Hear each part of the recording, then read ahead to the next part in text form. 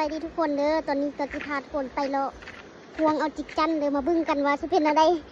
ครั้งแรกที่มาควงจิกจันไปบึ้งเนาะให้ทุกคนบึ้งน้ำสดตกตาดบึ้งใส่เย็นแห้งน้ำเกลือบานสั่นเด้อบึ้ง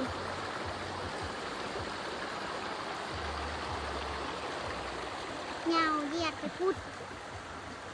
ตอนนี้ก็ได้จิกจันเลยเด้อมาบึ้งควงแห้ว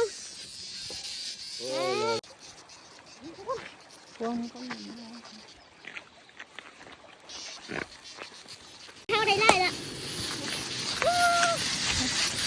ไล่เท่ตาพี่จุ่มสอนมาเจ้าชวนเข้าควงแห้วได้ไล่ดิ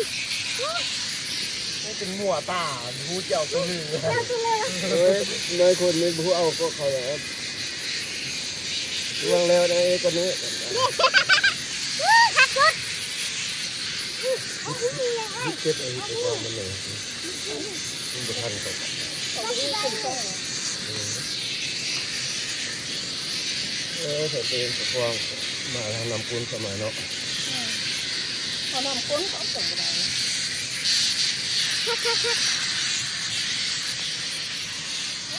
โอ้ยมันอะไรเนี่ยที่ไล่คนมาเอาน่ะ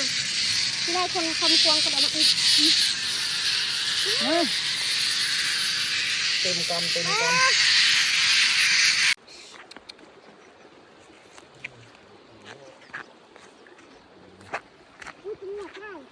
เด็กเอาควงแล้วมีรถมีเนาะ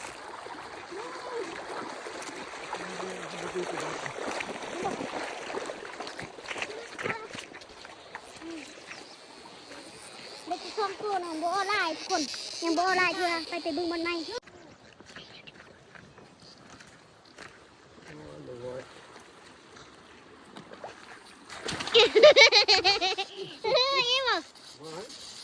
บอกไปมาเลยลงตรงไปน้ำเลือกพี่เลือกเห็นให้คุณเด็กคักน้องงัวได้ดีคักพุ่นมาพุ่นคัก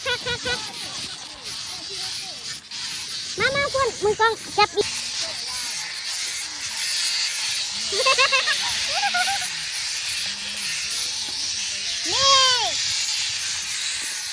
มุมไม้น่ะใส่ของมาก่อนไปกะอย่าลืมเด้อทุกคนสาบูบอกต่อเด้อมีรุ่นเงินคำไอโฟน16 Pro Max รถจักรใส่คอคำรถรีโวหลังมันใหญ่เนาะใครที่ว่าสนใจพิมพ์คำว่าสนใจพร้อมเบอร์โทรกองคอมเมนต์นี้เลยเด้อ